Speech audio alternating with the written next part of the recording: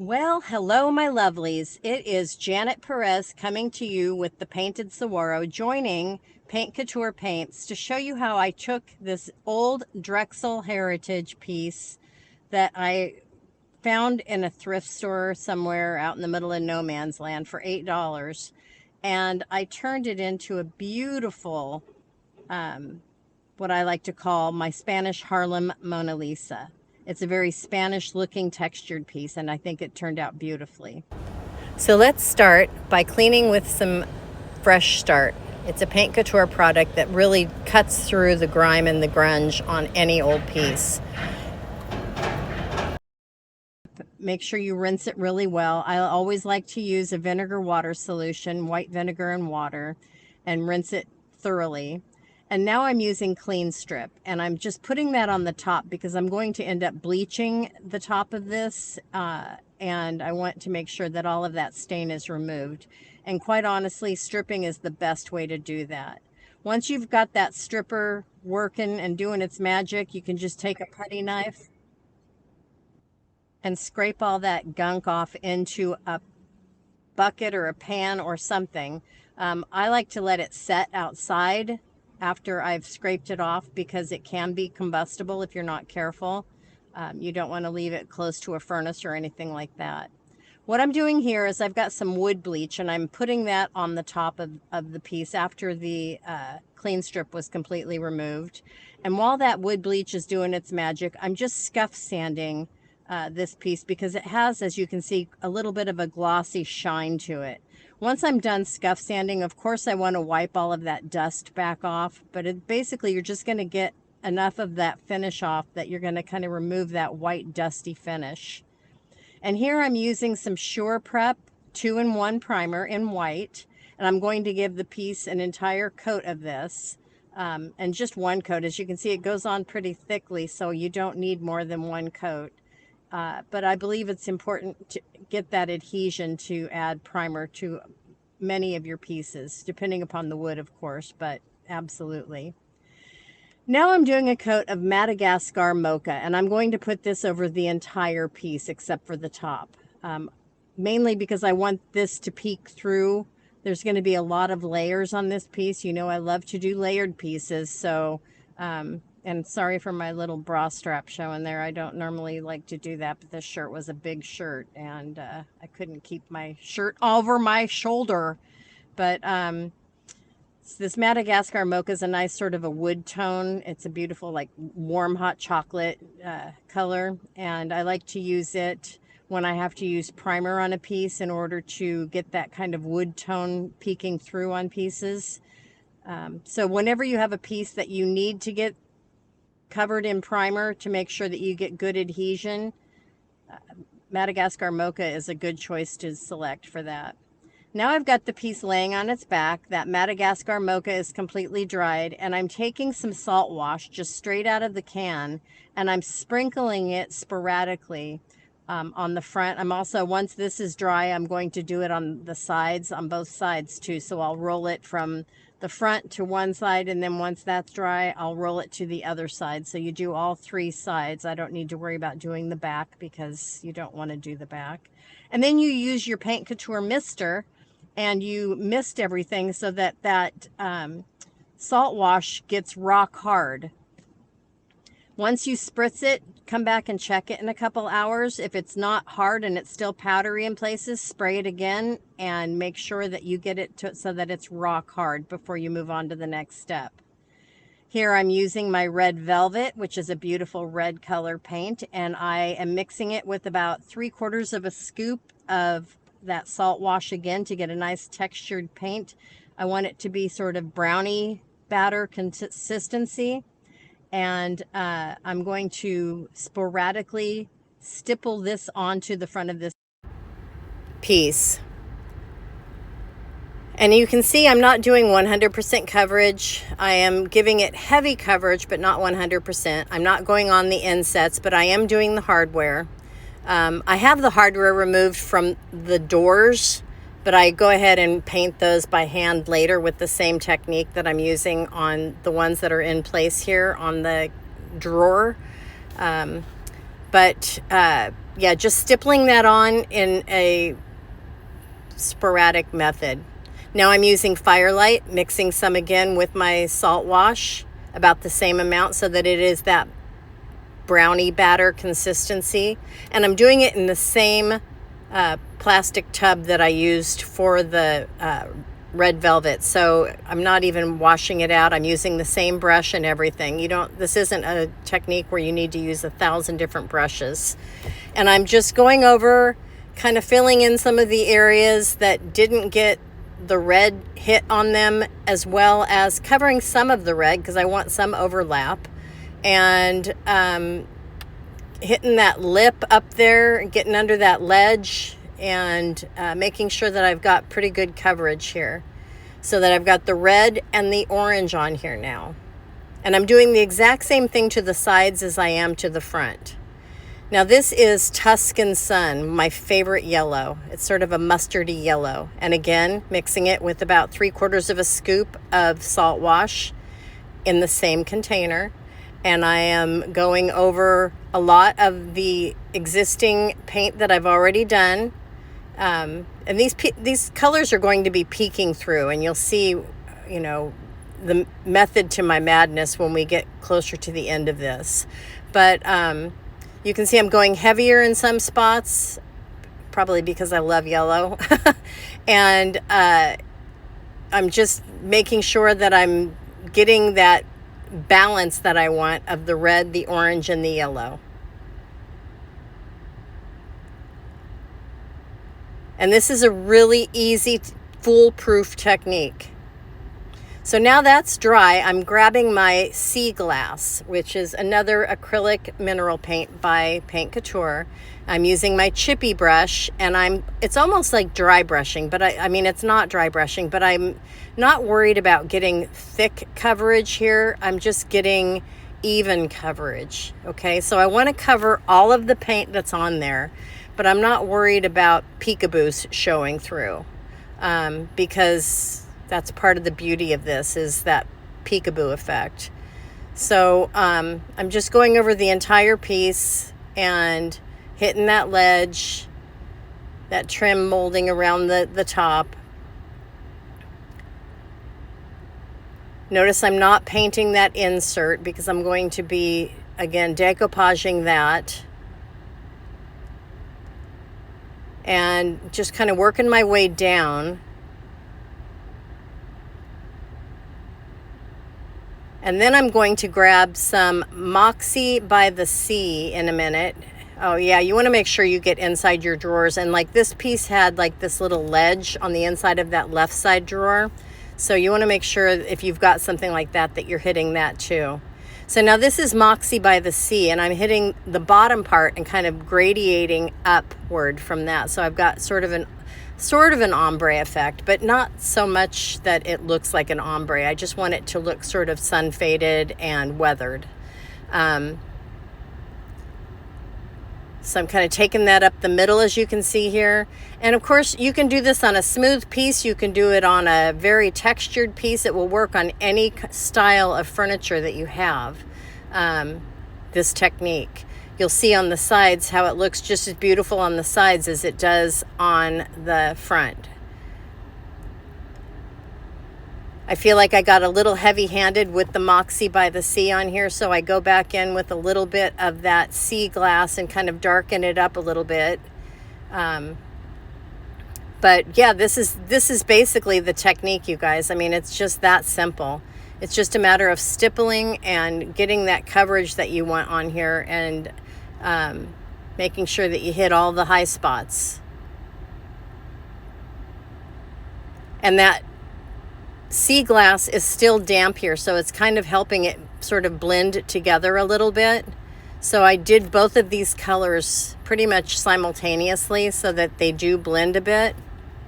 If there's a spot that seems to stand out a little bit more, where maybe the Moxie by the Sea is a little bit too brazen, I'll go back in with a little bit of that Sea Glass and sort of rework it a little to sort of blend it a bit. And then I go over the entire top, okay, with the Moxie by the Sea. And I am doing a very, very, very light dry brush coat over the top. And you'll see that I sand that back almost entirely because I want that really weathered look on here. But yeah, that's the technique that I'm going to go for on here is I'm painting that top. I know I already bleached it, but you'll see why in a few minutes. This isn't that horribly long of a video, so just stick with me here.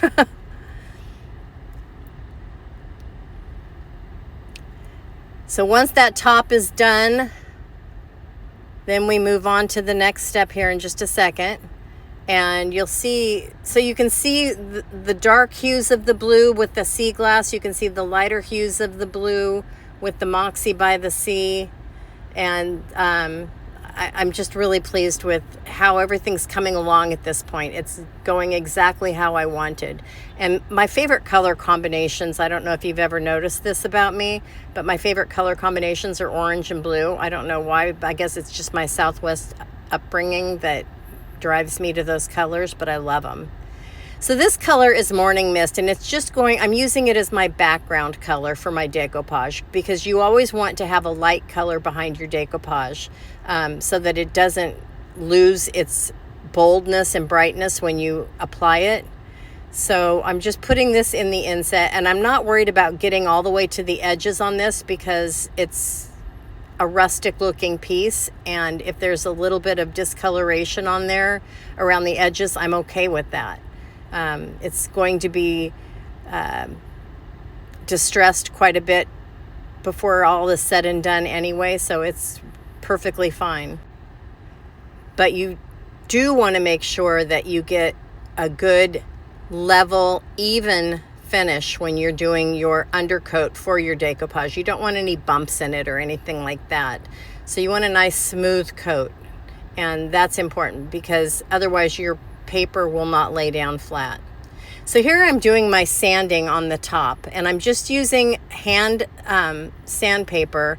I believe I'm using 180 grit, and wiping it back a little bit, and I end up sanding it quite a bit more than what you see here, but that's pretty much the look I'm going for. Okay, so now I'm using my carbide scraper, and I am scraping some of those big chunks of the Saltwash off. Remember those big globs of Saltwash that we put on over the Madagascar Mocha? Well, now they're coming off, and you do that in several different ways. The best way to start is with the carbide scraper, and then you can use sandpaper. You can use a putty knife. I use sort of all of the above. Here I'm using a sandpaper on a padded sandpaper pad, I guess is what you'd call it. It works on my Festool. And I like the textured pieces, but I don't like them to feel rough, so I really like to sand them down. And this is one of those little, I think it's called Sand It, and it's got like edges. It's got a beveled edge, a curved edge, concave, convex, and a sharp edge.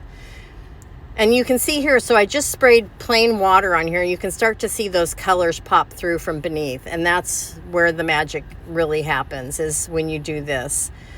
Sanding all of the smoothness into the edges of the drawers so that they open and close nicely, using that putty knife to scrape off more of that Saltwash. If you see any bumps or bubbles, that's that Saltwash, and you want to get rid of those because that's the whole idea, is you want to remove those. Here you can see it a lot better where they're coming off with the putty knife. And yes, they leave a white residual look on them, but once you rinse those with water, that cleans off, and then you'll see the color come through. And here you can also see that Moxie by the Sea and the sea glass sort of blended together in a rudimentary way. And it just, I think it looks beautiful. It looks really aged, and I love the look. So the two colors are very complementary to one another. They're basically the same tone on tone with just a slight variation in dark and light. So they work really well together. So the carbide scraper's getting all the high-low spots, making sure that I've got it all. And now here I'm laying down, I'm just using my top coat. I'm using my satin top coat from Paint Couture. It's the Extreme Guard satin top coat. And that's what I used for my decoupage medium on this piece. And I like it because it's really forgiving. It's not like Mod Podge or something where you put it down and you can't pick your paper back up if you need to. I honestly don't know what this paper is from, you guys, because I got it as a gift from one of my good friends who was de-stashing and sent me a whole bunch of stuff. So if this is your paper from your company, please tell me that it's yours and I will give you credit for it, but I have no idea whose it is. Once you lay your paper down, I like to rub my saran wrap over it and then seal it immediately with more of the same medium that I use to apply it. So here I'm just putting more of my top coat over the top of it, and that prevents it from wrinkling and bubbling and all that good stuff. Now here I'm feeling for the screw holes for the drawer pulls, so you can feel those. I was asked once how you know where those go, and you just kind of feel, and you can feel the indent, and then you put your screw in where they belong. You don't want to go from the back because you could possibly push the paper out and tear it, so you always want to go from the front. Now this is French gold, and I'm using this to sort of accentuate these little carved rosette and leaves on the front of this piece. I don't want it to be too obnoxious, but I just wanted to draw them out a little bit. Plus I'm just sort of dry brushing some over the hardware, just a smidge. And that's pretty much it, you guys. I mean, once I do this, we got to finish the top still though, so hang on just a second. Oh, and then I also sand this with my sander, just real briefly, just to kind of smooth it down even more. So this is the color Driftwood, and I made a paint wash with it. And the paint wash is made with like 1 part paint to 3 parts water. Once you brush this on, I wipe it off immediately. And typically I like to spritz the wood with water before I start. I did that on this. I don't believe it showed it because I had to edit this down, because otherwise it would have been like a 4-hour video if I'd shown everything. But you'll see that I am now wiping it back immediately, and it really doesn't make too much of a difference. It just gives that wood tone a little bit of a warmer look without making it orangey. That Driftwood is a great color to use for a paint wash if you want that natural wood look. I love it. And you can see where that paint that I sanded back is just showing through to give that kind of aged finish. And then I'm also going to put some of my satin Extreme Guard top coat on the top of this. I'll end up applying 3 coats. I like to apply 3 coats of any top coat on top of a piece that's going to get heavy usage, like a nightstand or a table of any sort. But that's pretty much it for the top, and I think it turned out really pretty. You want to make sure you go with the wood grain and give it a nice even thin coat. The more thin coats you do, the better. And I don't know if you're aware of the fact, but the higher the sheen, the stronger the finish. So for the tops of pieces that you want to have a durable finish on, you really want to use at least a satin top coat. A matte top coat's going to break down sooner. So here is a close-up look at that distressed finish on here. You can see the hardware, got a really beautiful finish on it. You can see those colors peeking through that we worked on, so that makes a lot more sense. The top obviously has those peaks of the Moxie by the Sea peeking through. And I actually did some decoupage work on the drawer, on the inside of the drawer, because it was kind of stained with some fingernail polish, so had to do that, which you'll see in just a second. But close up of that decoupage paper, and gosh, and you can see the brown right there, you can see the red, you can see the orange, and you can see the yellow. The yellow's not the strongest color on here, but that was because we layered it last and we didn't do as much, okay? But I'm thrilled with this. This piece is totally me. Anyway, so yeah, there's the decoupage paper that I used for the inside, and here's the finished piece. So what do you think? Do you like it? Do you love it? Do you hate it? Did I destroy a beautiful piece of Drexel furniture? I don't know. I love it. It was an $8 piece of furniture that I brought back from California when I went to visit my son, and I couldn't be happier. Anyway, thank you so much for joining me. Please subscribe to our channel and join me again next time on the Paint Couture page. Follow me on Facebook, on Instagram, on TikTok. I'm always around. So let me know if you have any questions. Peace out.